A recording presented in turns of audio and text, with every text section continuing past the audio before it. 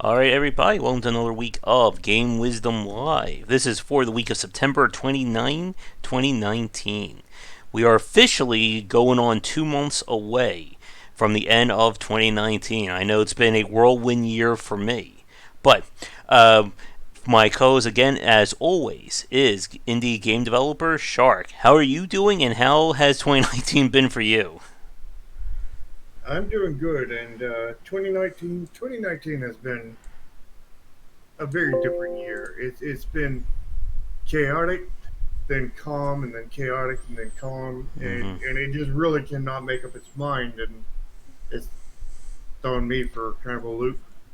Yeah, me too. It's been a crazy year, and I'm hoping some good changes will be happening by the end of the year, or at least some changes in general. But yeah, this has been one hell of a year. I think this has kind of been, like, for me, the year that's been somewhat, like, solidifying, I guess, myself in, like, my career and what I want to do. Yeah, same here. And I just got off the phone. I had a Skype call with a library system in California this past week, and we're hoping to do something in 2020 about me doing virtual presentations in their systems. In 2020. Yeah, unfortunately, everybody is 3 to 6 months. That's how they work. So everybody that I'm contacting in June will probably be getting back to me like sometime, hopefully in the next few weeks, and just I'll just be like slowly but surely ramping up in terms of busyness. But Yeah, it's uh, it's really weird how red tape works and everything. hmm let's see. We are, I think, now almost at 4,900 subscribers to the channel. So they're getting very close to having 5K. I don't know. I think the YouTube changes may have helped me in some. It seems like I've gotten more subscribers. Hmm. Well, maybe you'll hit 5K before the end of the month in the next day or two. Oh yeah, we did definitely hit our goal for the super chat and Patreon with Chow, I guess, bringing like cocaine money into the mix. Yeah, he brought all the money. Yeah. hmm Of course, yeah. I get the hair extra short because it will grow back in about probably in like 2 3 weeks. It'll be back to the normal size. Yeah. And I'll be honest, if I could get that amount of money every month, I would be very much in a better place. But I know, like, this is actually going to be part of the, I guess, the month in review video I have to work on this week. That to expect that, especially on YouTube or Twitch, I think is a very crazy prospect. I think it's one that gets a lot of people into trouble too.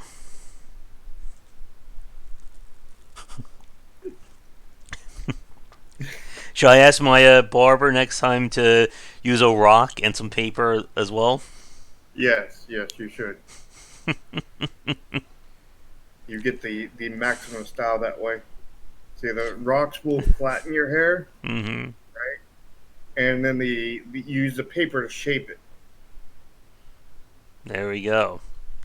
And that starts our new session, I guess, fashion advice here, or hairstyling. Using rock paper scissors. Mm-hmm. There we go. But yeah, like it's definitely been interesting to see this. Like I've been watching like a lot of other like YouTubers and streamers, like the ones whenever people put up videos about people doing bad things on both platforms. So I've been learning about what not to do in terms of how to run everything. And it's Yeah, you don't want to do the bad things they do, for sure. mm-hmm. Yeah, my fear is when like people act like dictators on their streams and stuff. It's just insane to me. I hate that. Like I ran into one of those that really got into me, and basically somebody insulted me during their streams, Mm-hmm. and then I can't remember what happened next. I think that I said, well, I'm sure somebody's reported you by now, and then I get you know get get timed out for that for like 24 hours or something. And I'm like, what? And I asked the mod what was going on, and was that a mistake or what? Mm-hmm. And then I get another ban for a week for questioning the mods. Mm-hmm. Uh, and then I got a permanent ban when I refused to apologize for that. Oh my God. Mm. Well, you don't have to Like, worry about El Gordo going mad with my power, fortunately. El Gordo's already mad. He's just mad in a different way. Okay. One of my fears was somebody complaining because his audience said that, why don't you ask us questions or see what we're doing? And he's like, well, why should I do that? You're here to see me. I'm just like sitting there going, wow. Mm. Oh yeah, I quiz everyone about design stuff while I'm playing games. You guys gotta work when you're watching my stream. I should assign homework for everyone to do before they come onto the stream. The game wisdom homework. Yeah, I need a list of 3 favorite roguelikes by 8 o'clock tonight. Well, you know what everybody's going to say. They're your question is going to have like three of the same answers. Yeah, What is a rogue? What is a rogue? And what is a rogue? yeah. It'll be like Jeopardy. Mm-hmm. You can all copy Mojo's homework. He'll just say, "I hate Binding of Isaac."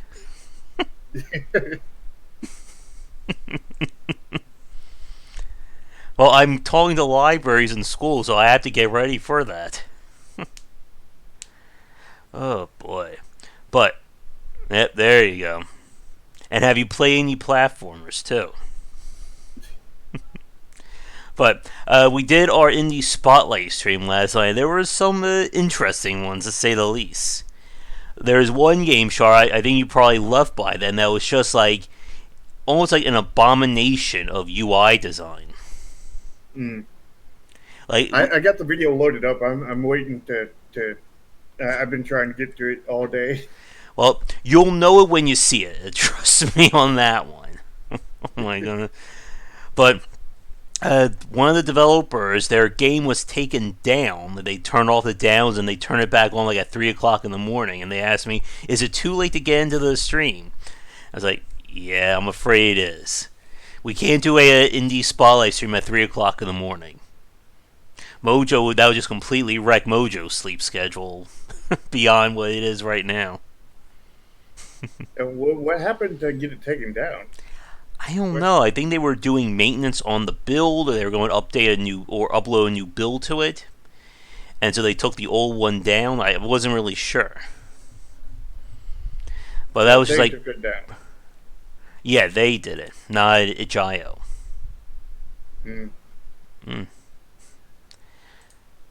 But yeah, very interesting time there. I still need to get in touch with more schools and such. I need to find the problem is getting connections to them because a lot of the schools they just deal with themselves, kind of thing. But I'm hoping next week I'm gonna be at a book fair all Saturday, so maybe I'll stream myself or take some pictures or whatnot, and I'll use that as footage for the next month in review video. Live stream of Josh signing books in the library.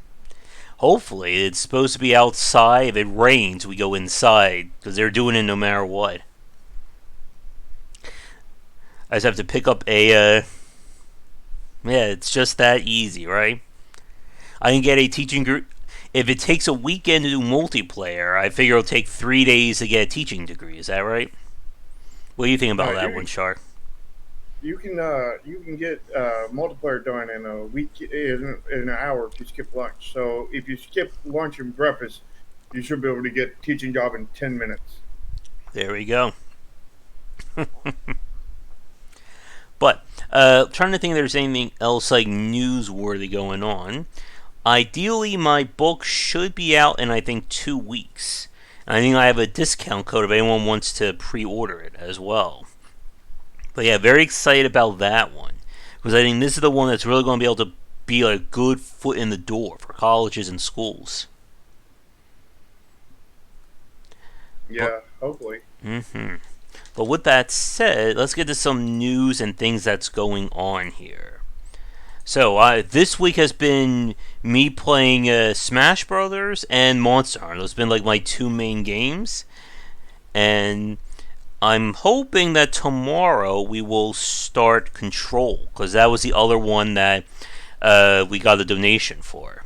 Really excited to check that one out, because Remedy has certainly been due for a good win in my book. Yeah, I don't know much about that one though. It sounds interesting, but I don't know much about it. I heard it's kind of like they're going for like an Alan Wake, but with like more psychic powers or things like that.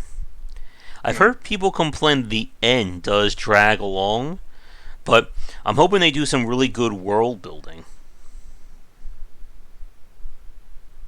Hey, Neil and Draken. And of course, the other game we played this week was that KFC dating game, which I think you wisely skipped out on there. Well, YouTube didn't notify me. I uh, was waiting for that one. I was waiting for it. I was waiting to meme it up, but then I was like, "Where is it? Where is it?" And I kept on checking, and it didn't say damn you you. were live. It didn't say Mm. anything. And I went to go back and watch a replay of it, and the replay doesn't work. Well, I guess I'm going to have to cut that video into its own thing and release that into the wild. At least I didn't name the character after me, though. I gave that honor to Draken there. But yeah, I'll get that cut up and posted sometime this week. Especially if I think Child missed it too, and he was the one who donated for it. I should have set that goal for like $10,000, I think. Wasn't that bad? Mm-hmm. Oh Mm. yeah. I don't know visual novel games, but even I think that was a bad example of a visual novel game. Hmm. Mm, mm, mm. Oh I mean, no. most visual novels are just a digital book, Mm-hmm. and I don't like those. Now, when they're more like the adventure, choose your own adventure books, I Yeah. enjoy those. Yeah. I used But to those read are all those very books few. as a kid too. Yeah, I remember I used to have several of them, but the one that I remember most is the Batman one. I don't ever read a Batman one. I read like this one company that did like an entire series of choose your own adventure. Like one book was you're a space cadet, another you're in a jungle, then you're in a haunted house, then you're being chased by I think a haunted train, which could have been Final Fantasy VI. But it was just like every book was like its own little thing. Like I think I died in every book too. Mm-hmm. It was the Dark Souls of reading. There we go. Choose your The own Dark Souls. adventures are the Dark Souls of reading books. It can be anyway. Mm-hmm. And we played, of course, the Surge 2, which just is not working for me. I think it's one of those cases where if you like the first Surge, you're going to love that. If you didn't like it, it's not changing your mind, kind of thing. Well, Uh, I've heard good things about it from other people. mm-hmm. I didn't see anything myself, but what the people I heard good things from was people who didn't they didn't hate the first one, but they really didn't care for it, and Uh, they really find the second one good. well, at the end of playing the first one, I just out and about hated that game. As El Gordo remembers when we did that final boss fight for like 2 hours. Yeah. Oh yes, I think I have a whole mess of the Goosebumps books. I remember watching Are You Afraid of the Dark?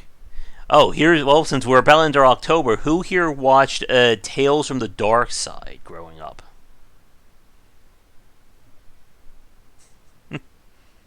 I don't remember that one.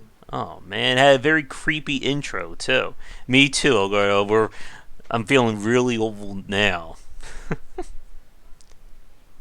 Oh man, all you youngins watching this. I never watch. I only watch a few of the Tales from the Crypt shows. I think because that was on HBO back in the day.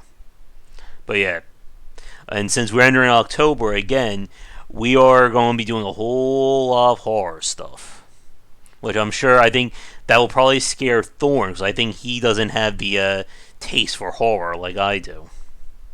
I don't really have it either. Oh no, you're gonna love it when we play Outlast 2 then. Hmm. Mm-hmm. Let's see, any other games this week? We finished Link's Awakening. Not that bad of a game, but I don't know if that was really worth a $60 update. Yeah, I mean it didn't look worth $60, that's for sure. And yet, It did look good though. oh yeah, love that animation style, that aesthetic. And yet It was more like a $40 game or something. yeah, and that was the craziest thing because I bought Smash Brawlers for 50. I'm sure it must have retailed for $60. Mm-hmm. Well, The you one got that smashed because it was probably old and on sale from the place you bought it from. I do love that you just said old to describe a game that came out 1 year ago. And that is very depressing, too, because we could say the same thing about a lot of the indie games, too. Old in terms of retail.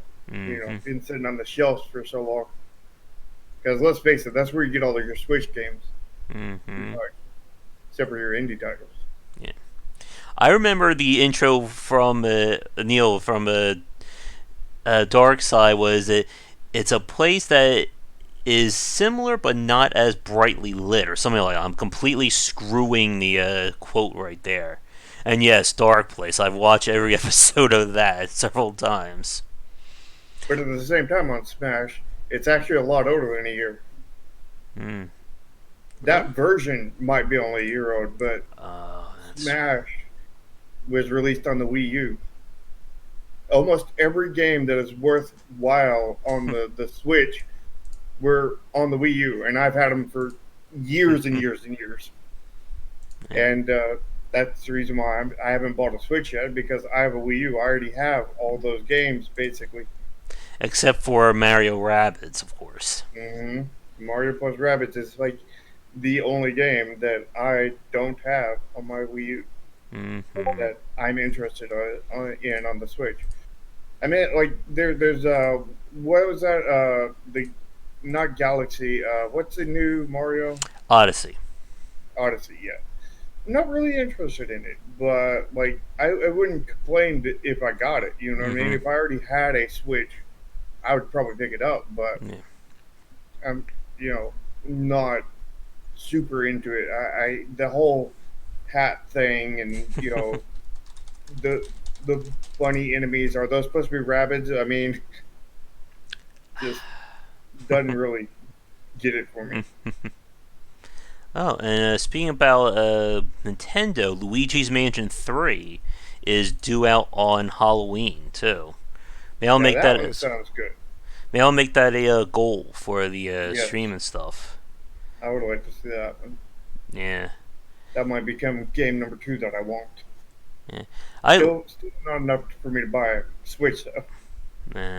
yeah, I'm a huge fan of anthology series too. Neil, again, like Twilight Zone is the original Twilight Zone was like one of my all-time favorites. I have the box set on DVD. Maybe at some point I have to get the Blu-ray version of that. Yeah. I've always wondered, like, this could be its own topic for the future, but if we could ever see anthology series in video games, whether from an adventure standpoint or from a game standpoint, I guess, arguably, would you consider Assassin's Creed to be like an anthology series like that? Anthology in what way? I I mean, guess like keeping just that. to a theme but changing like the characters or story with like each setting or with each iteration. I mean, I'm personally working on something along that Mm-hmm. lines, and Chromasia is part of that. I mean, Mm-hmm. but it's not quite what you're saying, but it is at the same time exactly what you're saying. Mm-hmm. So I mean, Yeah. I didn't like Black Mirror either. I think that could be its own discussion too. I did like. Wait a minute. Was that Bandersnatch thing part of the Black Mirror thing? I think it was, right? Hmm. I believe I can't remember the name, but I believe there was two games from a developer that were in the same world or universe, but they were completely different gameplay styles and Hmm. everything else. I think one was Hmm. like a tower defense, and I think the other one was I can't remember. Hmm. Yeah.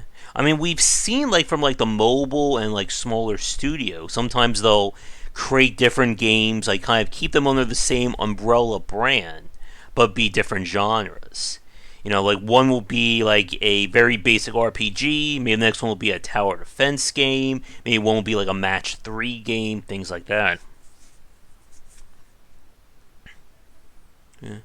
The Bandersnatch one was great, but I just love the idea that it was just basically like game development in a nutshell. The guy went mad trying to give infinite choice to players. Mm,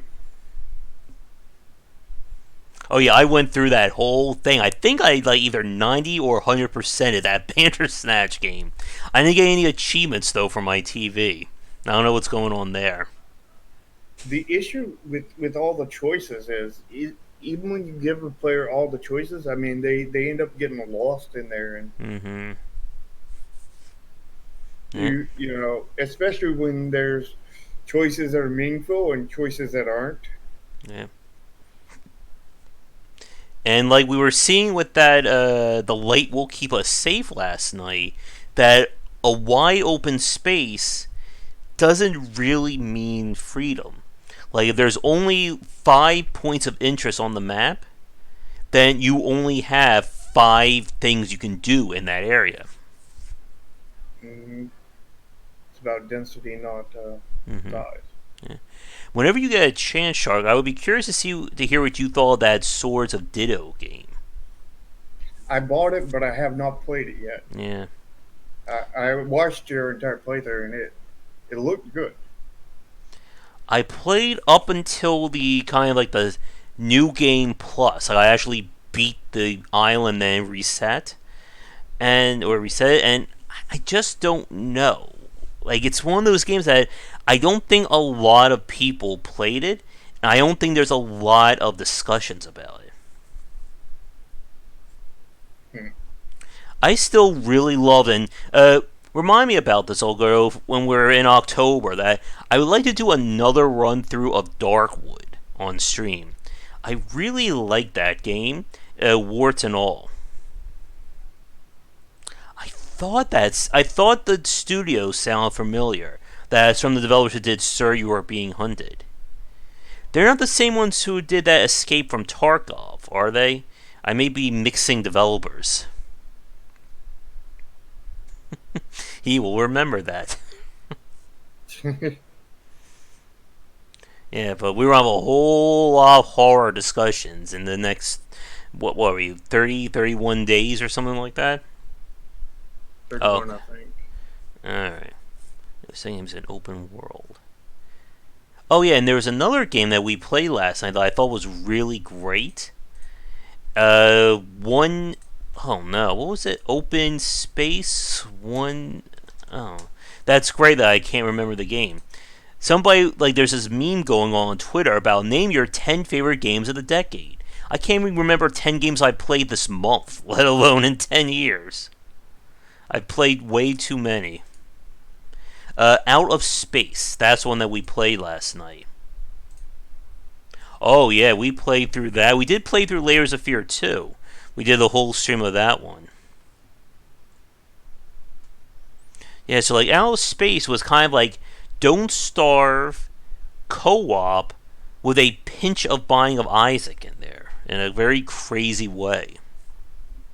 Hmm. I looked up Swords of Ditto, and it looks like they sold about 65,000 copies. Hmm. I just wonder how much that art style costs because that looked like it was done like professionally great or like from somebody who knows what they were doing. There ain't no telling them that art is generally really expensive, and Yes. That could be the topic of every week's cast. Art. Is it expensive? Yes. You know what the problem I have with that Hmm. is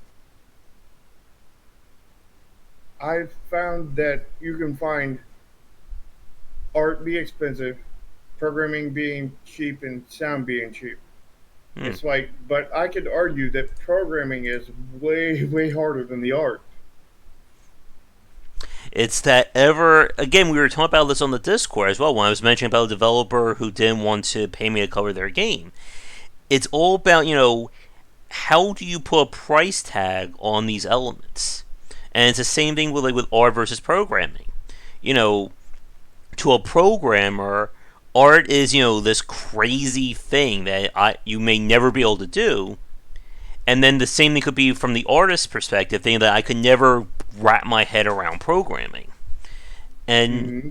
it's the same. And it's very similar to what we talk about with the design.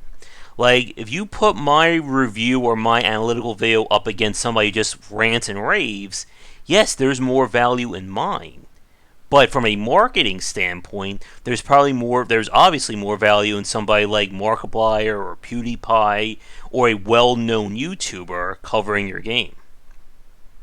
Well, you gotta work on those reactions. You gotta add to everything you say.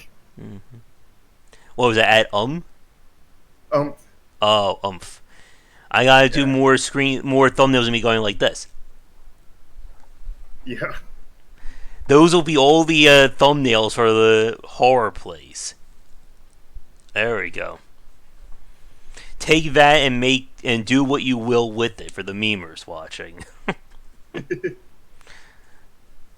There you go, Shar. You could just do like a Halloween update, and you can take my thumbnail and be going like this. YouTuber gets scared about video games. I mean, we have a Halloween event in Croatia, and that'll be turning on in a couple of days. Mm-hmm. It automatically turns on the October 1st and goes off on the 31st. Maybe we'll try play that at some point too for over the month. I know it will be spooky, but we can try and fit that in somewhere. It'll be spooky in a different way, All right. different kind of spooky. But let's get to our first topic then. We'll see how long this one goes. Last week, again, the topic we thought was going to be long ran short, and the short one ran long. So we'll see what happens. But for our first one, let us talk. What do you want to do, Char? Do you want to do secondary systems or early access first? I think we do early access first. Okay. So, continuing with a topic from last week, this one is going to be about how do you know when to go on early access, what is a good early access game, so on and so forth. It's been something we've danced around a lot on the streams this past year, but I don't think we've ever actually sat down. I know, Ryu. That person said that I was faking my excited reaction to Dead Cells when I beat the game. Yeah. But it's something that there's a lot of different aspects to it, but we haven't really sat down and kind of dedicated a chunk of time. So, and again, there's a lot of different areas we can kind of reach first. So I guess here's one that I know we've talked about, but we'll kind of begin our discussion frame with this. What is considered a good early access game or a good candidate for early access, and what's considered to be a bad one? And I think this is one that we can answer very easily. Like any linear game or a game that has a set playthrough experience probably isn't the best candidate for early access. And usually the better ones are those that either have a variety of systems or it's meant to be replayed. I guess, in a manner of speaking, there's meat on the bone for the player to chew through. So, what do you think about that? Yeah, I would agree. And you, the reason why is because if it's not replayable, then when you go out on early access and they play it, they're going to play it the once, and then they're probably never going to touch it again. But if it's meant to be replayable, then they're going to play it once, and then they're going to go back and play it again and again and again, and Mm-hmm. so forth. And your game will continue to live versus just die because it was only meant to be played once, Mm-hmm. which would basically mean that taking a RPG to early access is almost always going to be a bad idea. You Mm-hmm. may have an RPG that has a lot of times that you can replay it, and that would be different. I mean, maybe Pokemon might fit into that kind of thing, but most Mm-hmm. RPGs would not. Yeah. And again, like in the as you said, like the issue is that if you have an 80 to 100 hour long RPG, and people are playing it in kind of the worst state of that, they'll play through it one time, they'll finish, and then most of those people will not come back to that again for an updated version because even if you fix the game or you made it better, there's no real value in somebody playing that again because they literally have seen everything in it. Well, there is kind of an exception to that. If you do it like chapter based, where Oh yeah. you release the first chapter and then the second chapter and the third chapter, but I don't know how that would do on early access that way because I mean, would people return is the question to see the second chapter. I would think that that might depend on how good the chapter before it was, which means the second you have a down chapter Mm-hmm. might be where your game kind of dies. And we've talked about episodic games too in the past as well, and how that Mm-hmm. has a lot of risks and I think very little reward for you to work with these days. Well, they make a lot of money. Yeah. But again, even making a lot of money didn't save Telltale.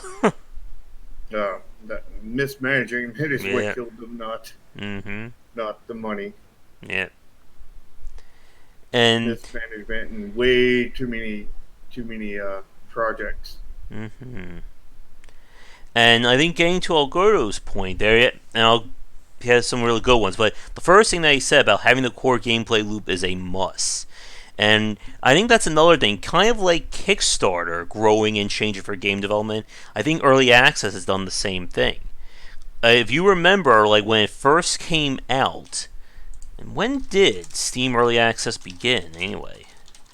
I have no clue on You that. know, oh wait, here it is. It launched in 2013. It's been 6 years long already. It's been 6 years old. Jeez, I'm feeling old That, again here.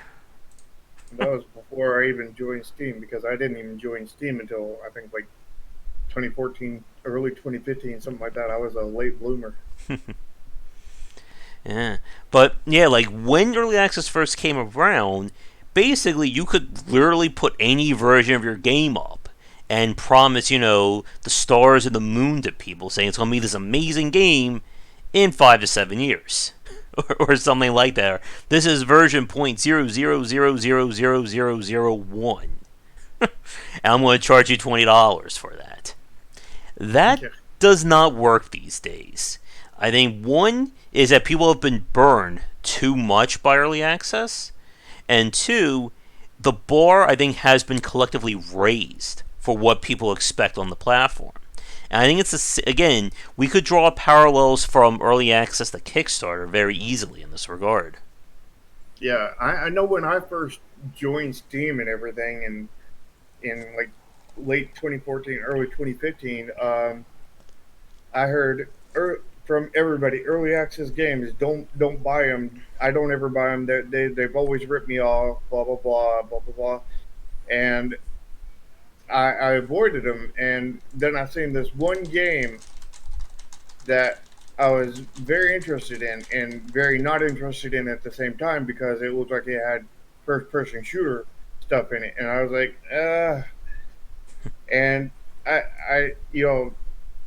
I think it was I can't remember what point it was, but at some point, oh yeah, here we go. Mm-mm. Here we go into another topic. I seen a Twitch streamer playing it, and then I was immediately like, okay, I'm going to go buy it.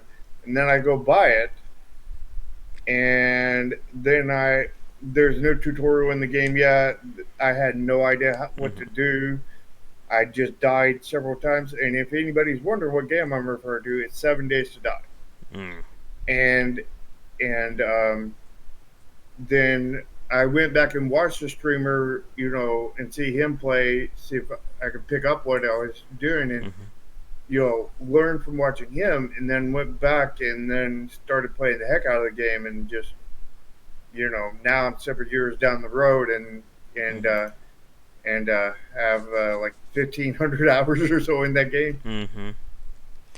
Yeah, and it's always that catch-22 there. That on one hand, you want your game to be as polished and as easy to get into as possible when it goes on early access, but on the other hand, it's not going to be polished and put together because it's on early access. And like this goes back to again this issue about when you go on the platform or what people expect. That you know, one game on early access can be vastly different than the next game on it. And that takes me to kind of the two shining examples of early access games, Prison Architect and essentially pick any title from Clay Entertainment. I guess starting from Don't Starve on. And I'm trying to think. We could even consider something like Slay the Spire, maybe falling into that category as well these days. But you have like those three examples that even from like the very first version that goes on there, it was still you could see the greatness, or you could see that there was something good there, and only got better from there. Like even I think like version like the very first version of Prison Architect, it was nowhere near like feature complete or anything like that, but you could see that they were heading in a direction.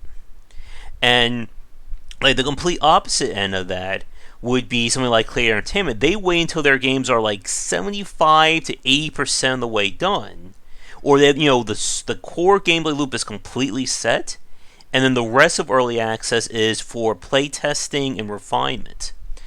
And again, like the key point is that when I play those games, the first 30 minutes of me playing that game, I will know whether or not they have a winner on their hands. Yeah, I mean, the thing that we didn't get into Mm-hmm. is early access 3 years ago, 6 years ago, or early access now, because it's Yep. it's it's all changed. And things that would have worked, Mm-hmm. 6 years ago, 3 years ago, will not necessarily work now. I mean, Yep. now you have to have, I think, some visual appeal. You have to Mm-hmm. have some visual appeal. It doesn't have to be perfect, but it has to be good. I mean, let's look back like several years ago to when 7 Days first released in early access. They look Mm-hmm. like Minecraft. I mean, if they had released that now, I'm pretty Yeah. sure they would have failed. Mm-hmm. But back then, they succeeded because it was a different marketplace, Yeah. and you have to. I think that even in early access, you have to have a good visual appeal. Like, I mean, look at Oxygen Not Included. That game. I mean, it's not. I wouldn't say that's necessarily good looking art, but it has a visual style, and It's it looks stylized. Yep. appealing Mm-hmm. because of that. I mean, the art on its own looks kind of dirt, but together in Mm-hmm. the sum of its parts, it has this unique style, and it's grabbing. It pulls you in, and whatnot. And they released with that. I mean, they didn't release with all their art because they didn't have all of their machines in. They didn't have all Mm-hmm. their crafting things in there. But that game has basically infinite replayability Mm-hmm. because with its procedural generation, and every map is a different kind of challenge based on that, Mm-hmm. and And some were absolutely not even livable kind of yeah. thing. And don't forget, it's essentially a visually appealing Dwarf Fortress like. And people have been chasing Dwarf Fortress since Dwarf Fortress kind of blew up for the developers. And to get to that point is, an amazing feat. Because this is another very interesting point. I know, who said that earlier? El Gordo mentioned survival games beyond early access, but I have seen a lot of Dwarf Fortress like simulator style games, people trying to copy Prison Architect, for instance, and they failed on early access. One of the big ones was a Space Base DF9 by Double Fine. Probably one of the few games from them that was just all across the board terrible. Just a horrible game. The production or the management just failed on every which way of it, and is, I think, like their one just like legitimate black eye as a studio. Mm. Yeah, there's so many issues with early access, especially in today's market. I think Factorio, not yeah, Factorio was a another shining example of a good early access, but they're still in early access, Yeah. and but I think what you have to do is you have to have a visually appealing game Mm-hmm. that has a lot of replayability, if not infinite, um, to be able to succeed in that kind of market. Because Mm-hmm. in this kind of market, the kind of market now, I mean, like I don't think if you're not visually appealing in some way, I think you're going to fail no matter what you go into early Mm-hmm. access, release, or whatever. You're going to just fail if you're Yeah. not visually appealing. And that's another topic that we've talked about at length too in the past. Hmm. Yeah. That's probably the most prevalent one in this Mm-hmm. year or the years going forward, probably for a little while anyway, Yeah. Mm-hmm. until everybody's got visually appealing games, and then it's like now everybody's got to be visually appealing, and you've got to Yeah. have optimized code, or you've got to have When real world sound effects or uh, whatever it is at that point. you do realize when all the hentai developers discover Unreal Engine, they start making use of that. There goes the Indie Apocalypse 2.0 right there. uh, But like when it comes to like going on to early access, I think. Oh no! Don't tell me that one. But I think going to El Gordo's point about no roadmaps and guidelines, that I think is another very big issue.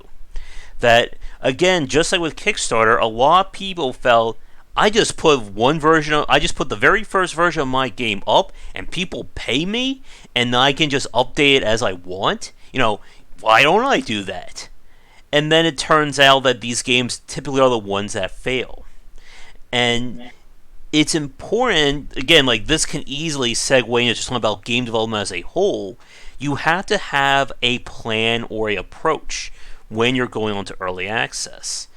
And this is one of those points that I think a lot of the developers who failed early access tend to mess up on. That you still need to be thinking about, where is this game going at the end of the day? What is the end? And we could argue, and this is one thing that I never found out, that I never got a chance to talk to Inversion or Introversion about this, whether or not Prison Architect ended its early access because they put everything they had originally planned, or that they just literally ran out of ideas because the game was so successful. yeah, I don't know, but I know that a lot of people have talked about games never getting done and Mm-hmm. being on early access forever. It's like, but you realize that the development of game is usually about 1 to 3 years, right? Yeah. And I mean, early access has only been around for 6 years, so I Mm-hmm. mean, you really can't say. I mean, like maybe if Mm-hmm. a game got on there and at the very beginning of early access and it's still in early access today, but I mean, not necessarily infinite development cycle, and but there are people that are saying that, right? Mm-hmm. And now there's developers that are new that don't realize that that is not true Mm-hmm. necessarily. It might be true in a few cases, but it's generally not true that they're not infinite, and they Mm-hmm. they now have their plan on their head that they're going to do an infinitely updated game, Mm. and that's leading them down a bad road. Yeah. I mean, even people have complained to Yacht Club about Shovel Knight and spending too long adding stuff into that game. Mm-hmm. Yeah. And getting to Algoro's point about games being abandoned, that's I think another again goes back to the management side of things. And this is what killed Space Base DF9. They when they first announced the game, they put up their roadmap. They had like 2 pages long of features they were going to add.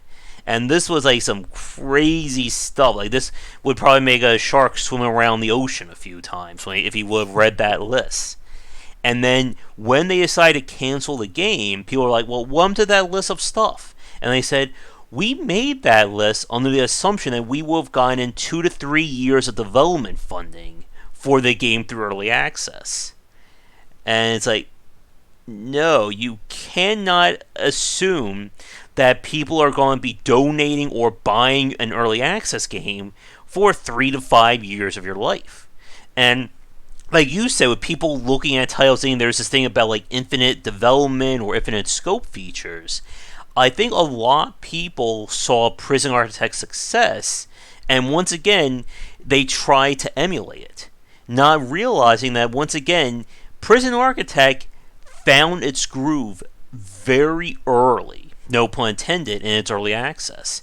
I think for myself, I played it or I started to see it around I want to say update 8, update 10, somewhere along those lines that it was starting to take shape.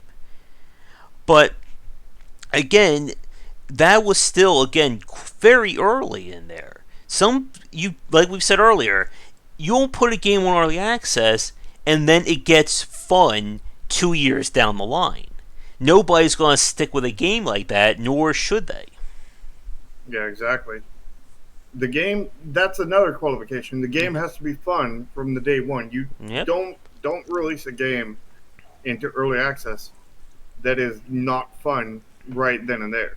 Yep. And also, don't release it if it is super buggy. Like, I mean, it's fine to have bugs. I mean, like any early access game is going to have bugs, Mm-hmm. but try to not have anything game breaking in there. I know that's Mm-hmm. not completely controllable because Mm-hmm. you're limited by the number of testers you have, Yeah. and You should you may have not just find them. the version that you put up there should be stable. I know it sounds like a shocking thing that we just said there, but yeah. Like, you don't want to have on your early access page, this version may cause your computer to blue screen of death. Sorry about that. We may fix that in update 2. Yeah, I think for your first update, for your first release into early access, Mm-hmm. there should be no known bugs. Yep. Trying to know all the bugs. Mm-hmm. And Elgato made another really good point there that, yeah, when refunds were introduced, like, that could be its own topic as well, if we haven't talked about that one yet, about how refunding has really changed a lot of independent developers, even AAA developers as well, in terms of that impact on the market. But yet, Yeah, you and know, you know what makes me wonder mm-hmm, is going back to last week's topic, with the whole French law thing.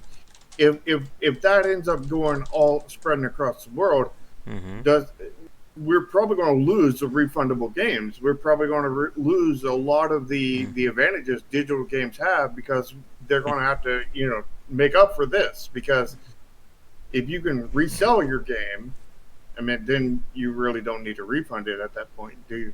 yeah, And then Steam isn't going to really worry about refunding your games anymore. So Mm-hmm. and neither are other platforms. Not to mention, you know, you can already rebuy it. You can buy many copies of the game used now. So why would we let you have family play and let you have Yeah. all this stuff? And I'm pretty sure that if that gets passed along, I mean, Steam is going to take away a lot of the good things they have, and so Mm-hmm. is all the other platforms Yep. Mm-hmm. to basically you know shift the weight, shift the balance of things. Yeah. Now, a game to reuse point about a solo dev putting a game on early access. I don't know. I think again I'm drawing parallels to Kickstarter. That if you do enough research and you properly plan, I think that is acceptable. But again, the problem is how many solo devs do that pre-planning and they scope things out like that. Yeah, I think it doesn't matter whether you're a solo dev or a team of two, team of eight, Mm-hmm. team of 16. You need to know your stuff. You need to Yeah. know what goes into early access game, when to do it, how to do it, what to be prepared for, what to be prepared not for, Mm-hmm. and you need to have back to what we said before, visually appealing, Mm-hmm. as bug free as possible, and fun from the get go. I mean, you Mm-hmm. you have to have all this knowledge. The game has to be up to that state, and it Before. has to also have some kind of link to it. I mean, if Mm-hmm. it's fun but it only lasts 5 minutes, it's too early. Yeah. I would say it needs to last at least an hour. Yeah. And again, like we said, not only you need all that, but you also need to know where you're going with that game as well. Because it doesn't Hmm. matter if it's amazing for 1 hour, and then you have no idea what the rest of your game is going to be. And it's again that difference between a solid game and one that just doesn't. It's a safely extreme again, Ryu. Yeah, it's safely extreme. I didn't contradict myself. I said no known bugs, Yeah, which would be as bug free as possible. and like But the yeah, safely extreme. here's like two different examples about that. As you guys know, one of my favorite games this year has been Hellsign. It's been on early access, I think, since like I want to say February or March or something along those lines. For that game, its core gameplay loop is fantastic. I love it. I know Mojo's been watching me play. He likes it as well. From that basic standpoint, I have no complaints, and I can see this game being a winner. But in terms of their roadmap or what's been coming in terms of new stuff, that's been very slow. They still have not added in any new story elements or expanding the game since like its very first version. They've added in quality of life features. They've kind of shuffled or changed what's there. But in terms of saying here's a brand new house environment, here's a brand new boss or things like that, those elements have not been in yet. And again, it's kind of there you go. Hmm. And again, like it's a very weird kind of position they're in. And then the opposite side of that would be again one of my favorite, or sadly favorite examples of this, Gaslamp Games with Clockwork Empires. That every month it seemed like they were changing systems around. And again, they spend like 3 to 4 years never finding what they wanted their core gameplay loop to be. 1 month there was this whole system about having to have paperwork done in order to do something. A month later, that system was taken out. Next month, a brand new system was added in. And again, it was one of those games that the core gameplay just it didn't get solidified until 4 to 5 years in the early access. And as we just said, you want that to be in day one. Yeah, that seems like a link back to one of our old Mm-hmm. talks about game design documents, and Mm-hmm. because they need to have Yeah. They need to have a game design document. Again, you need a game plan. You need to know where your game is going. Not just throw in systems and say, "Oh, wouldn't it be cool if all of our characters in the game could have custom clothing, and the clothing has physics related to it and things like that." Sounds like a really fancy system. I don't know what that's going to add to the gameplay, though. Uh huh. And we'll spend 6 months trying to get it working. Probably more like a year or two. Yeah, easily. And um, excuse me, and like with Algoro's point about just a cool prototype in a game, like you were saying earlier, Shark, that it has to be enjoyable from day one. And Mm-hmm. I think we should clarify that a little bit more. That when we say enjoyable, we don't mean that your game should be done. Like again, people expect that you're going to have changes, you're going to see things added or removed through early access, but the version that's on there should be something that represents what your game is or what it can be. And players need to be able to see the Yeah. vision that you got going forward without seeing a roadmap or anything like that. They need to see where you're going Mm-hmm. as they play. And again, I think Dead Cells is a really great example of this. Again, for everyone who watched me play early access version 1 of that game, we saw that combat system. Of course, they've changed how progression works, they've added in more items, but we saw from day one the kind of combat they were aiming for and what was in the game. And that got everybody excited about it.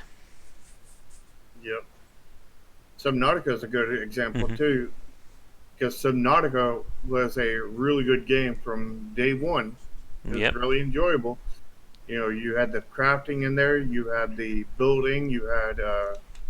We're getting into our next topic here. Yeah. We have crafting, our building. We had the whole. I guess you would call it swimming slash avoiding of Mm-hmm. enemies slash getting your basic needs. Mm-hmm. And there's a difference between adding content to the game and adding in new systems. Because technically, more systems in your game is considered content, but that is adding brand new things as opposed to expanding on what's there. And again, like going back to Clockwork Empires, they were constantly adding and changing and removing systems to the game. So there was never really, like we've said, that foundation for what people could expect out of your game. I remember, like, the forums of Clockwork Empires, people were saying, version 36 of your game was horrible. Go back to version number 28. Or, version 40 has elements of version 15 that I like, but, it's nowhere near as good as the version 36. And things like that. Uh, I mean, this is see if you're a good designer or you have a good designer on your team, Mm-hmm.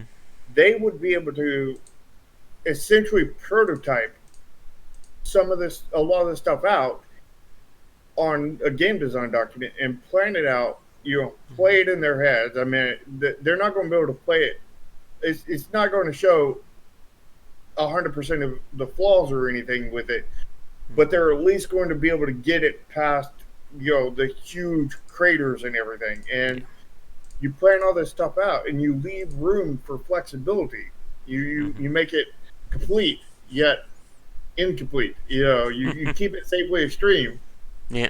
and you leave that room to grow in there, but you have a firm foundation in there, and you won't run into that kind of situation generally. Mm-hmm. And I think, as we said earlier, like when you update your game or when you put stuff out there, again, whatever version people are downloading should be the very best possible version of the game to date. We've seen developers have, like, you have the early access build and then you have, the experimental playtesting build. And there's nothing wrong with that. But again, when you update your build on your early access build, like you said earlier, Shark, there should not be known bugs in your early access build. Yeah, that's what the experimental branch is made Yep. for. Is for people who want to get all the new stuff early.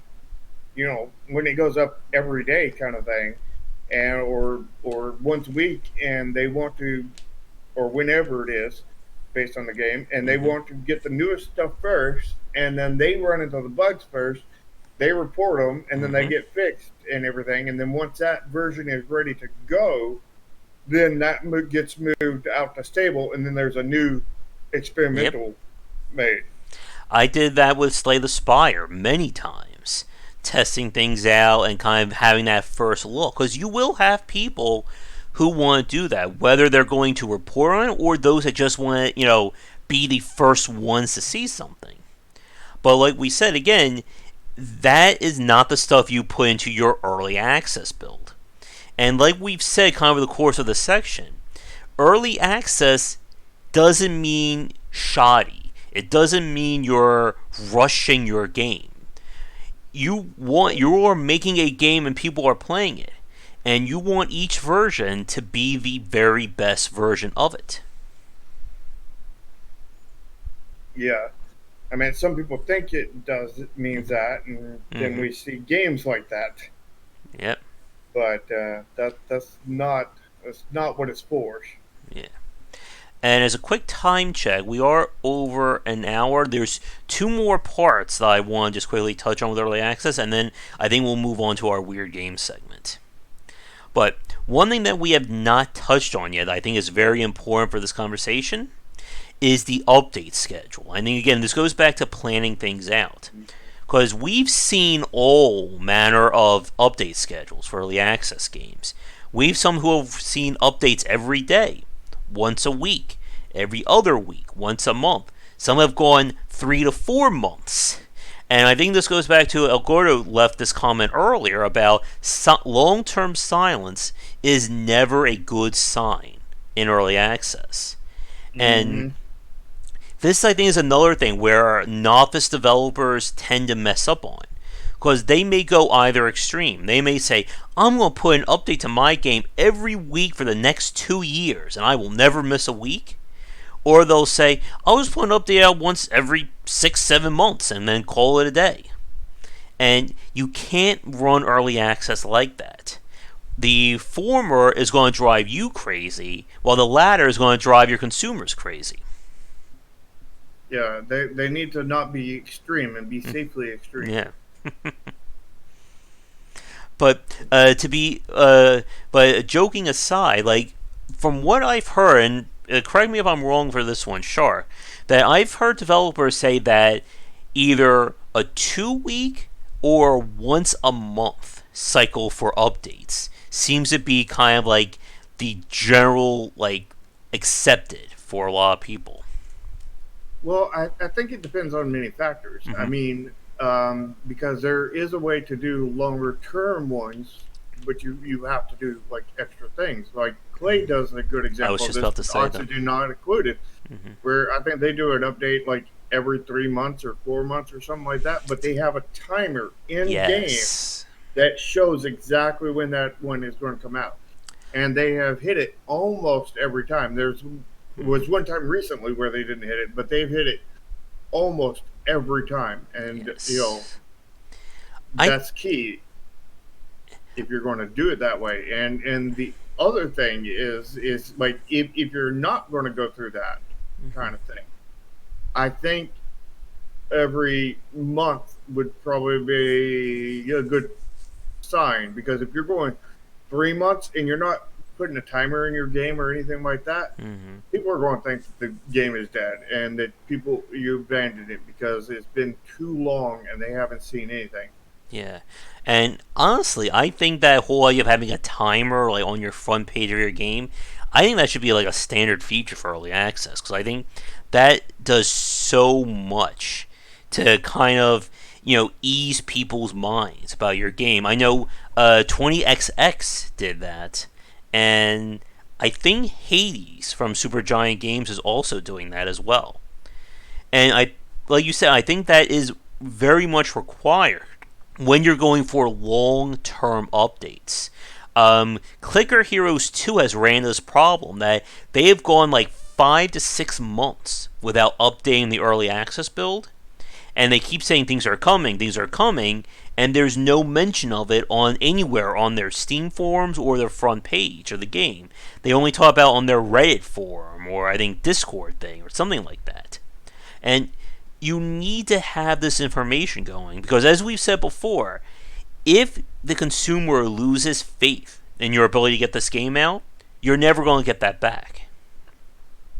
Well, that the end of that and the beginning of that leaks into what I wanted to talk about, Mm-hmm. and that's where that timer could be a bad thing Mm-hmm. because if you don't make your timer, so pretty much ever, Yeah. then you end up building expectation that it's going to come out, and then you fail them, and you keep on failing them, and you fail them, and you fail them, and you fail them, and then they eventually lose all hope in you.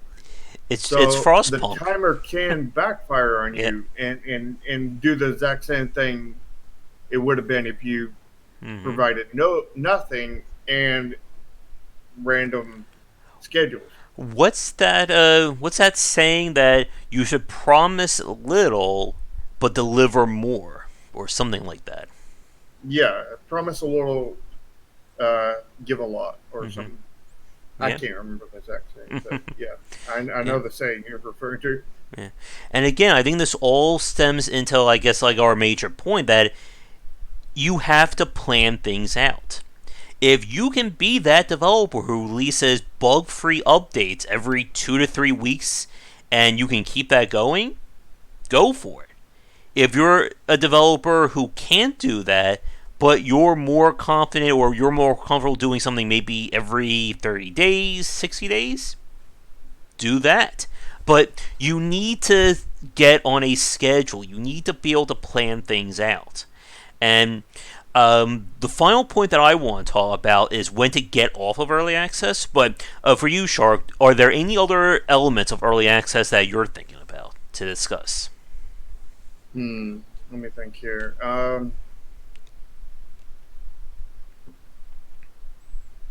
Hmm, I think we covered most of it besides what you want to bring up. Mm-hmm.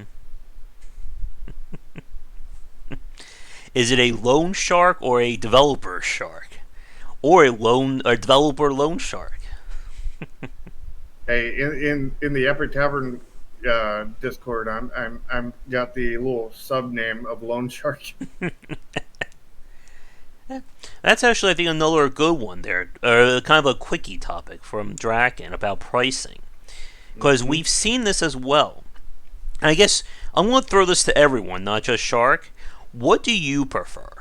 A game that is on early access at a higher price that will then be discounted when the game is released? Or a game that's on early access at a discount rate that will go higher upon release?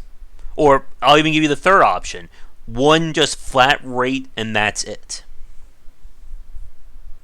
Honestly, don't know which one would be better. I would have to look into that. I haven't researched any of that, but like I would generally expect it to go start cheaper and then go more expensive because it has less content and then it has more content.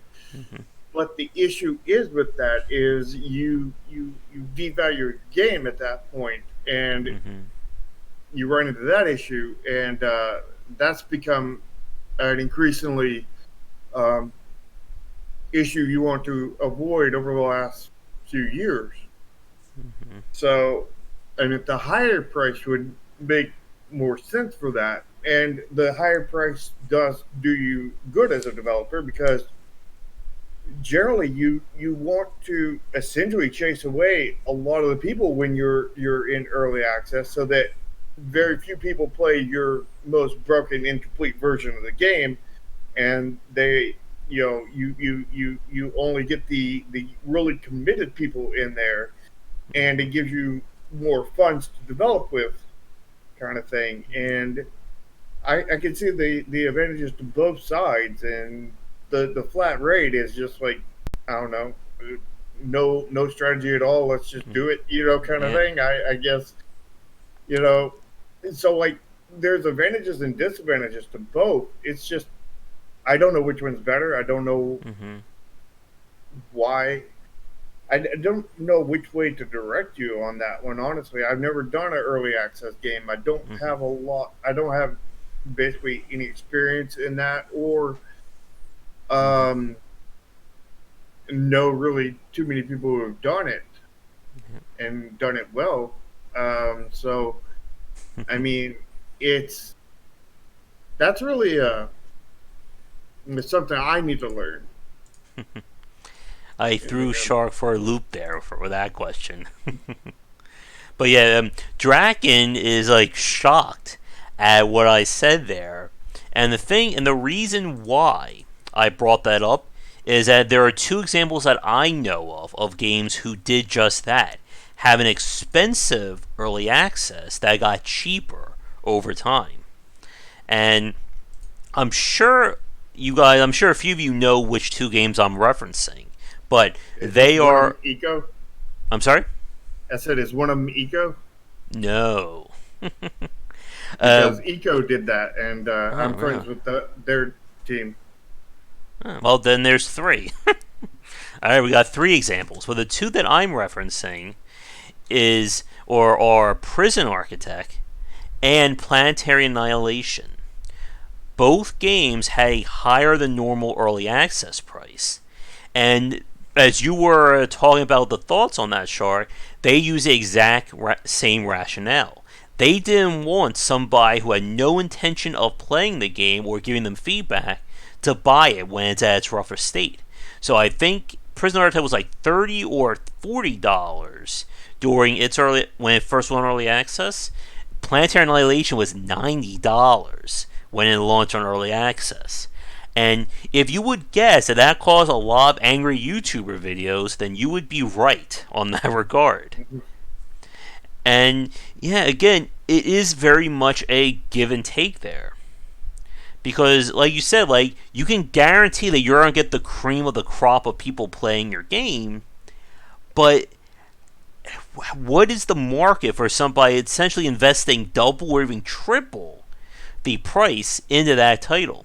And again, you can offer them bonuses and rewards, but I don't know. Like Well, again, they end up getting more power to shape the game mm-hmm, to kind of their liking because they're the ones there giving feedback. They're the ones that are like, I don't like this system. I like this system. Can you mm-hmm, do this kind of thing? And they get more almost one on one with the developer, mm-hmm, which I personally love giving that one on one. So, I, maybe that might be the better boat for me if I ever do early access. Because, mm-hmm, but at the same time, is I like doing that one on one with many people. Of course, we don't have a large community, so I don't have that many people I can do that with. But mm-hmm. Yep. And they do get that extra value there of being able to be in with the developers more. yeah. Probably a private Discord or a private channel on a Discord kind of thing, sort of like your Patreons. Mm-hmm.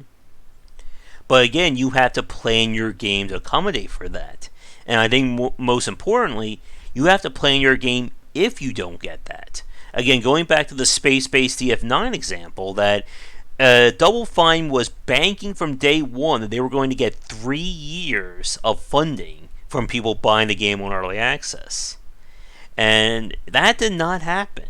And incidentally, they also disappeared for I think 6 to 8 months for with no feedback from anyone because they were doing their I think Day of the Devs event, or they were doing other things at Double Fine.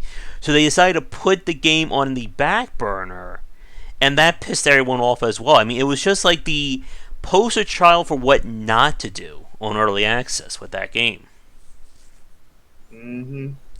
But with that said, let's get to the final point because I can feel this podcast running long if we're not careful. And that is, how do you end early access? And this is, I think, this could easily be its own topic in of itself for like an entire level of cast.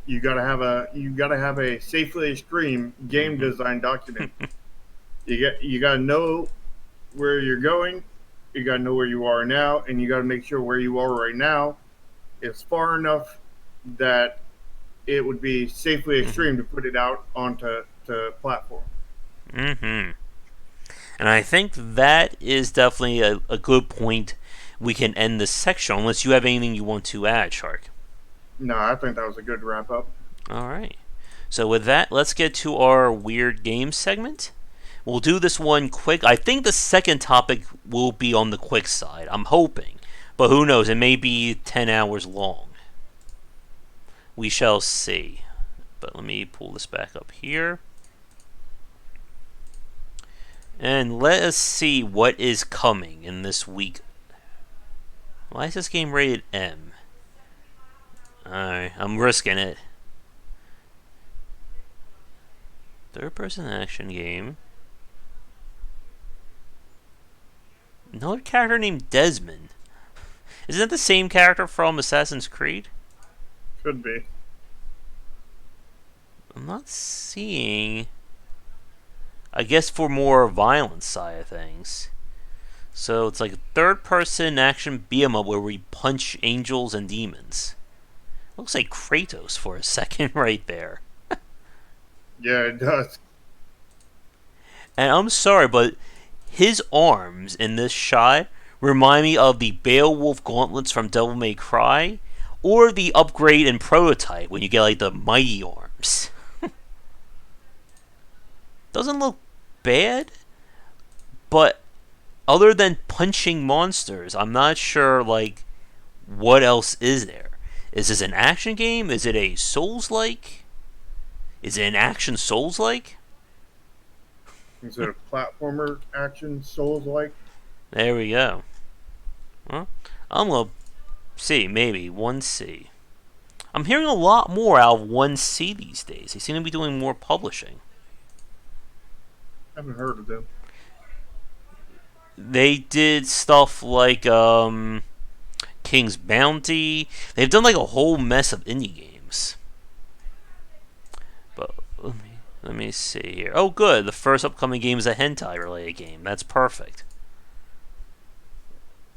The Real Man. What? Epic Gentleman Mustache? Okay. I'm kind of afraid to click on that one. Fallen Empire. Is this a match 3 game? No, it looks like it's a. Oh, we can unlock Mosh Pit mode. There you go. You need a Mosh Pit mode for Project Triad. Oh yeah, we got to put that in there. We're gonna have all the moshing in the pits. Yeah, and they did announce a new King's Bounty game too. Now that I remember it, 1C. Duck. I mean, a mosh pit is safely extreme, isn't it? I guess so. What the hell is this? Welcome to Town, capital of the Duck Kingdom. The kingdom is named Town. And I guess north is west here. Oh, and they have nachos. The Kingdom of Town. Huh. Duck. Duckson's. Wait. So, Duckson is. Wait, Duck is Duckson's father? That's a lot of duck in one sentence. Maybe they were playing a safely extreme with the ducks. Maybe. Oh, we joined the Duck Guild. Win the squawk contest. Okay. I think this is an adventure game. I also think that is a very creepy looking duck right there.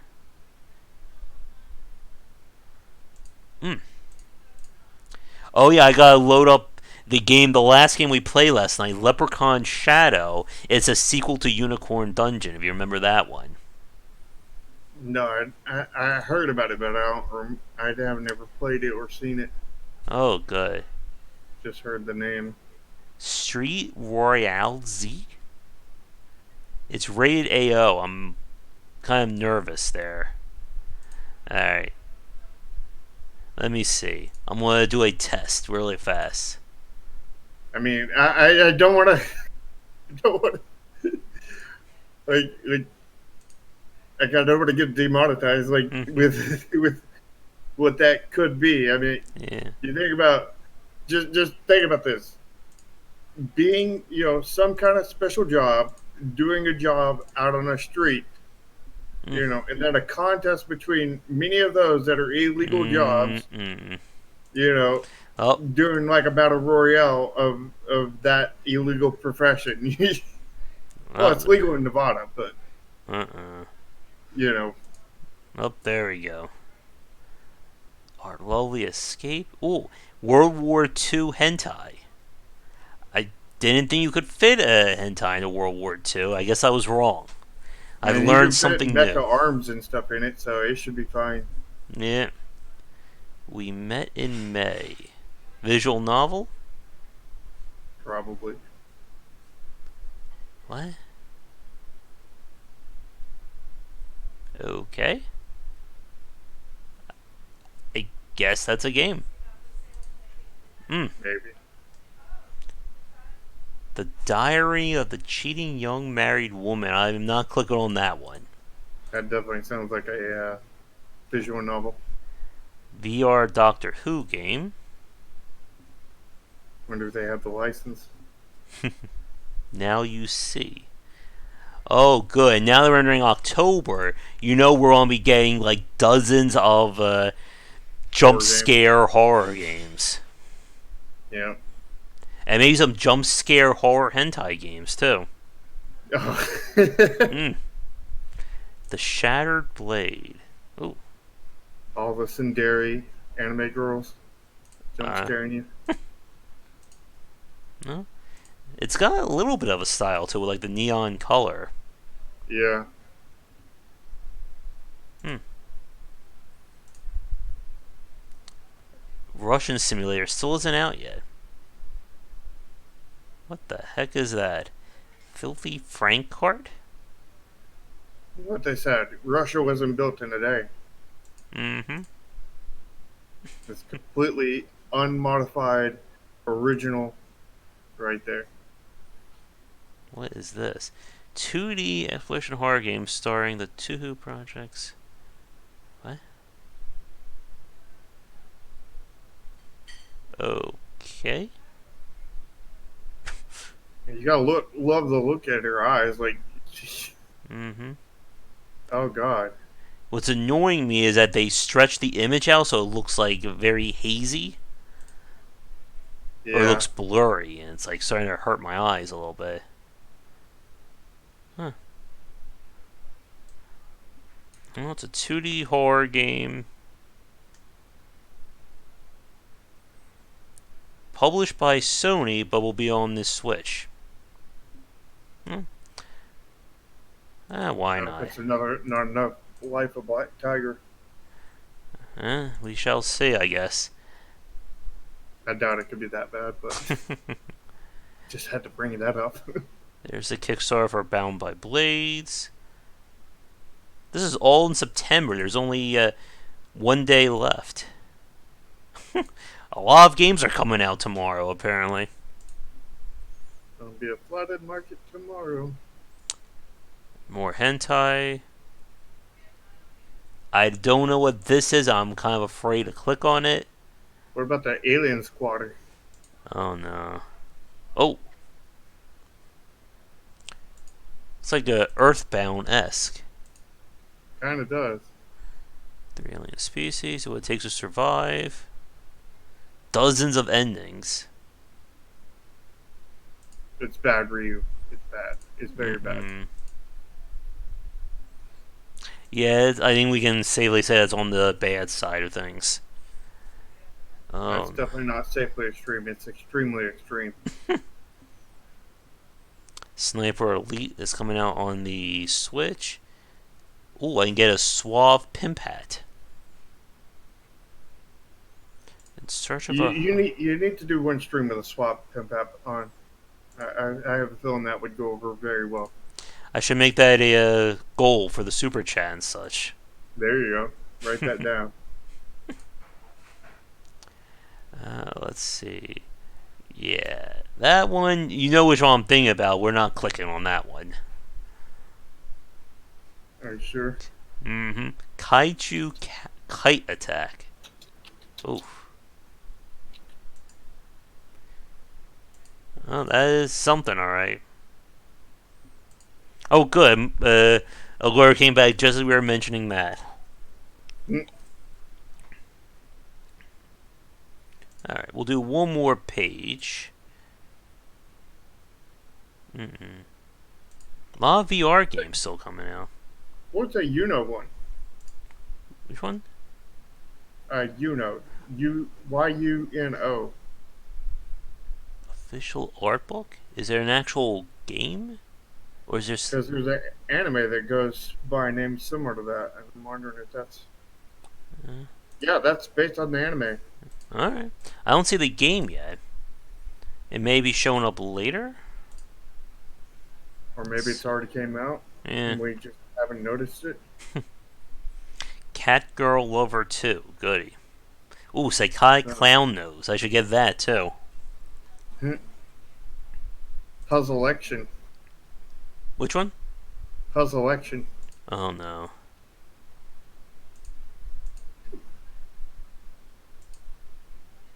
Hmm. Okay then. Well, that is certainly a puzzle game right there. Literal puzzle game. Fugue. Make music. Hmm. The style doesn't look too bad, but I am not musically inclined, so I don't think. Oh, good, I can unlock all the levels. Wait,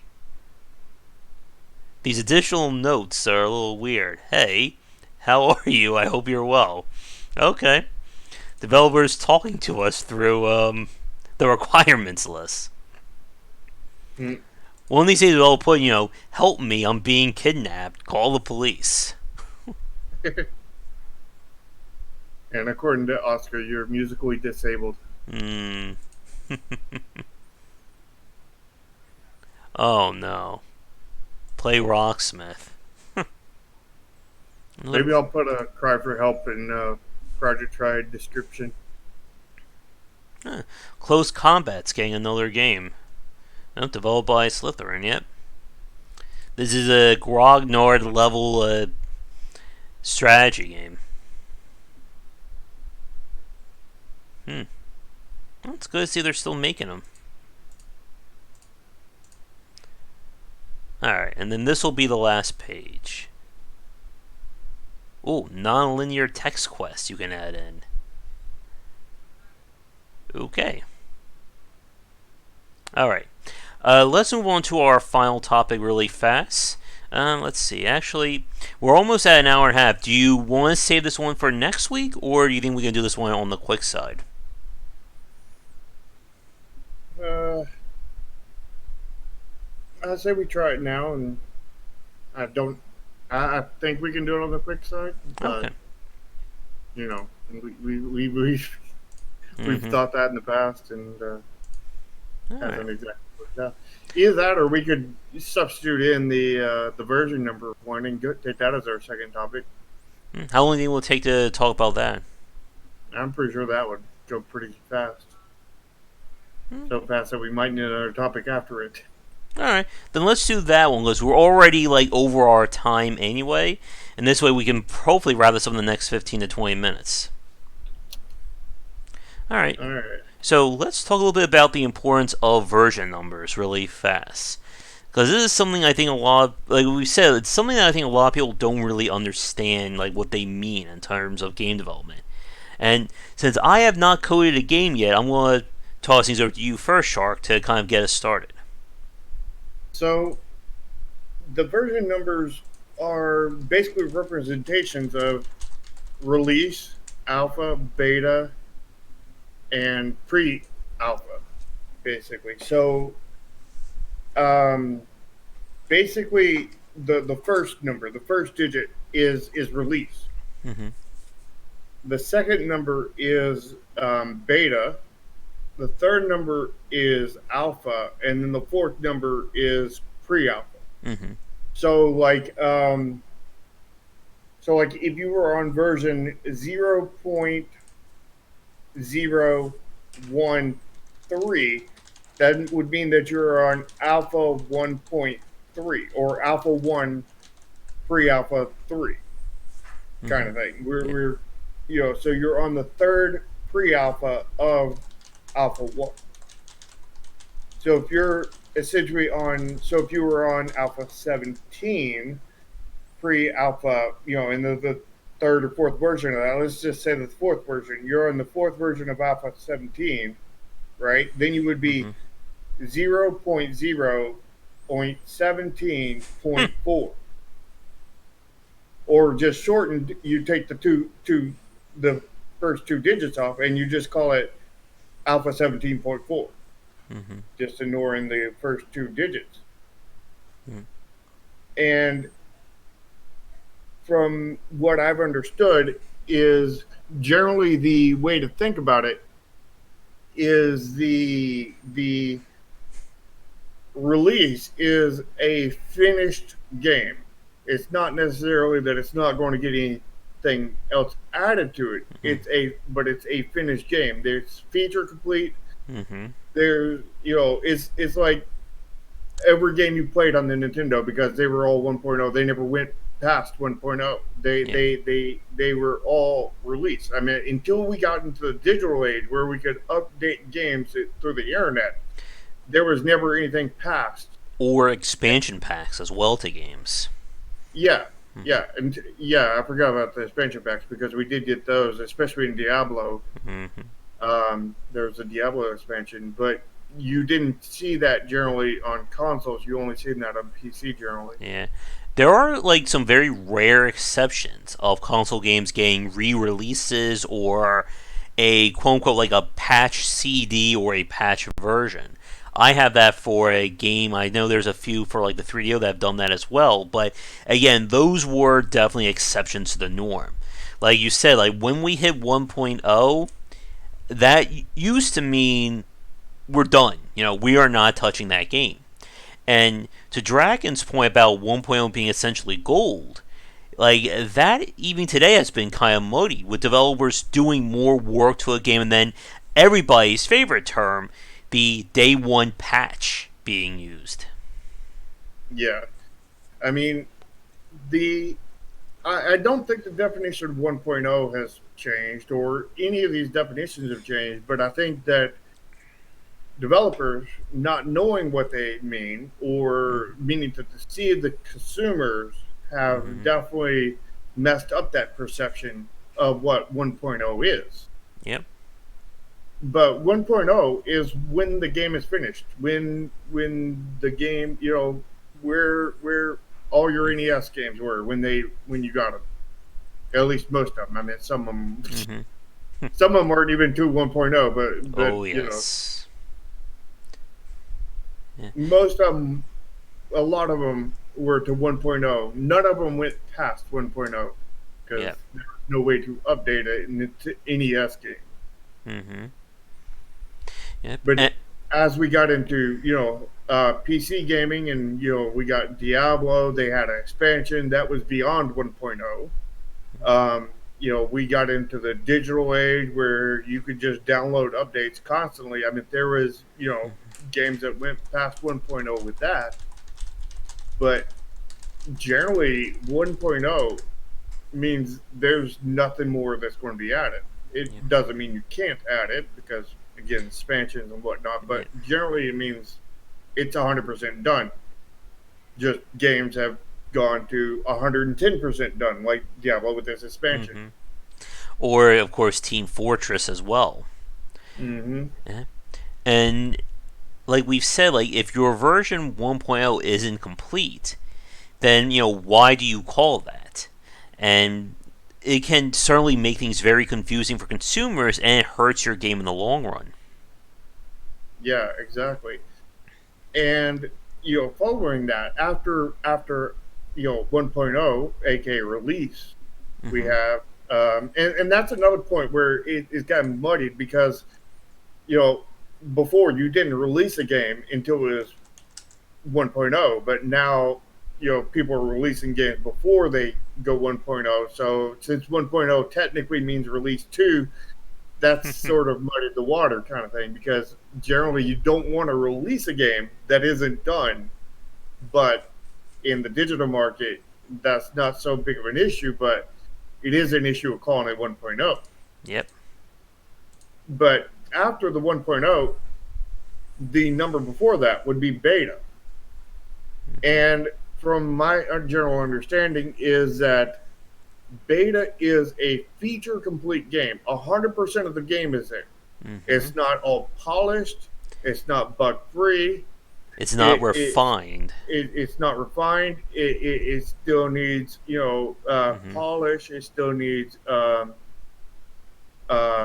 it may even need a few systems if found out during testing, but that it's incomplete or Mm-hmm. something doesn't make sense or something like that. But besides like stuff that comes out in testing, or just that it's not good enough, not a good enough to release, not a they Yeah. pulled it too soon. They put it into beta too soon, and you find those extra things that you needed Mm-hmm. and whatnot. But generally, that's what beta means, is that it's a complete game. It's just not finished. Yeah, and I think like really great examples of that would be again the early access games from Clay. Like their games typically go on early access in beta. Again, like we know what the core gameplay loop is. We know that what's there is going to be the same thing that's going to be there, at version 1.0. It'll just be more refined, there'll be more to it. And like we said in the Well, last part about early access, this is typically where I think a lot of people expect to see your game on early access these days. I would say Clay does things a little bit different, Mm-hmm. because they basically, I wouldn't say they released in beta, because I mean beta would mean that they had all their devices out. They wouldn't have be adding stuff in. They wouldn't be adding like Mm-hmm.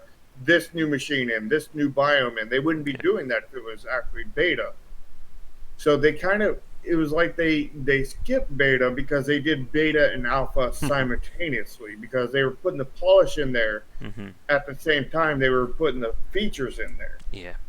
I know So Don't Starve, I think, was similar in that regard. It, yeah, and that might be the better way to do early access. Back to our last topic, is doing both your beta and your alphas together. mm, Don't really put any kind of distinction in there, because in the end, it's the beta, the polish, that is going to keep people generally coming mm-hmm. back and keep people buying it. Where you know, and then alpha is the content. Alpha Mm-hmm. is where you're iterating and you're putting new systems in, Yeah. putting new objects in. You're you are essentially building the game there. Like, You're taking the gameplay, the core gameplay loop, and you're expanding it into all these other systems mm-hmm. and Yeah. whatnot. You're like, I mean, like with the example of our last game, is Mojo there for the word of the day from Mm-hmm. Asia? Mm-hmm. Um, we had like a tactical RPG already working. Everything worked, Mm-hmm. everything functioned, but there was only five. Well, actually, there was only two maps at the very beginning, and then we Mm-hmm. expanded it to five, and then we stayed at five Mm-hmm. forever, basically until like alpha, I think like 12 or something. But we were adding systems like the rock paper scissors mechanic. We were Mm-hmm. adding in the power system and how that scales. We were Yeah. tweaking level progression. We were adding in specials and animating specials, and doing all this kinds of stuff through each one. I mean, the core gameplay loop was already there. But you are still building the foundation around that. You're building the expansion around that, I guess I should say. Right. Yeah, Right. and that is a very big point because as we've seen it, we've talked about this many times before, that when you're still in the alpha state, this is where your game is at its most malleable, or at least it's most malleable that people can see. Like this is where if somebody says, "Hey, wouldn't it be cool if we could do this, this, and this?" That you can sit and go, yeah, maybe we could add that to our game. But I think one of the things that we've talked about, again, like kind of going back to our idea of planning and development, is that there comes a time when that stuff gets locked down. And usually that's when your game, or that's when most games go into beta, is when, all of the systems that you're going to add into your game or you want in your game should either be realized or what's going to be in it. Like, you shouldn't be adding brand new, never before seen stuff in your game after you've gone into the beta period. Pretty much. Not unless you've gone into beta and your testers have found a really big hole in your Yeah. thing, and you have to go on basically damage control and fix that. But Rebuild your game. And again, this was that issue that Clockwork Empires ran into, that we could arguably say they were in alpha for 4 to 5 years of development. And I think they were more on pre-alpha for 4 to 5 years, because what pre-alpha is pre-alpha is where you're scoping out the core gameplay loop, and you're figuring out how everything's going to work out. You're prototyping, you're getting things together. yeah, You're seeing what works, what doesn't work, and trying to figure out your core gameplay loop. That is what pre-alpha is basically. yeah. So I guess That's we our fourth could. number. So I guess we could say then, pre-alpha, you are trying to figure out what your foundation is in the first place. Hmm. Alpha, your foundation is set. Now you're trying to think about where do you want to go from there. And then beta is now you're building the expansion to your foundation. And then 1.0 is you have a finished house, or whatever we want you to finish our analogy with. Well, hopefully Mm-hmm. it's not quite like that. Hopefully they did a game design document, Mm-hmm. and either before or shortly after they finished the first pre-alpha, Mm-hmm. they have a good game design document that outlines most things that are going to be throughout the alpha, and then they just have to include those. And then as they're including those, they have a safely extreme, game design document that is not too hard to let more things be added in, and not so hard that if something's not working, taking it out isn't going to destroy everything. Mm-hmm. Yep. And your design document grows as your game goes through alpha, and then into beta, the design keeps on growing. You want to do this polish, you want to do that polish, and whatnot. But hopefully they have a game design document before the first pre-alpha or shortly after, Yeah. because that's where you need it. And I wouldn't say there's an exact right time for that, because I mean it all depends on your processes and everything. Like, I Again. know a lot of programmers want to Mm-hmm. do a prototype first and whatnot, and some of them's really good at just playing around with different features and just be like, Mm-hmm. bam, here's something, and it works as a core gameplay loop. But other times, if you're more of a designer or Mm-hmm. you know or a writer or something, you might want to plan things out in advance before going into that prototype, the first pre-alpha. Mm-hmm. And I would say that you should have at least a somewhat put together uh, game design document by at least the third alpha, Yeah. bare minimum. Yeah. It ain't Again. got to be finished, but Yeah. put together. And like we said, like, you don't want to be spending like years in pre-alpha. Like, definitely not. Like, the quicker, like, ultimately when it comes to game development, the quicker you can get things developed, refined, and kind of solid in your game is always going to be better. Now, again, like you said, and as we've said many times over, every game's design is different. There is no such thing as the one way to build a platformer or the one way to build a CCG or anything like that. But Not to mention every developer is different. yep, Like we said, everybody has different skill sets, what they're better at. Like you said, some developers can be amazing at prototyping. Others may take a longer time. They want to have more things basically ready before they test things out. But like we've said over the course of the section, you need to have that game plan, and you have to understand again, when and where you can be malleable, when you can, change things and mix them up. You shouldn't be, 80% done your beta and then realize, hey, this game system doesn't work, we have to take it out. No. That is and we've said this before, there are many warning signs to games like that. Changing your core gameplay loop in beta is one of them. Mm-hmm. And this shouldn't have to be said, but I think we should, make this point. Once you've gone from alpha to beta, you can't go back from beta to alpha. That is a huge red flag in terms of development. Yep. Yeah, exactly. Star Citizen. What version of Star Citizen are we up to? There's a mystery right there. Probably back up to pre-alpha. And they're at what, version 15.785 or something like that? Probably version 0.0.0.0.15, whatever you said after that. We are going to piss off. Hey, let's start making fun of One Piece and Naruto while we're here too. Let's just piss everybody off. They're overrated. Oh, there we go. There we go. Hope Ryu is still watching. Ryu's on fire right now. Yeah. But I think let's wrap things up because I think we kind of gave it a good encapsulation. And we just pissed everybody off anyway.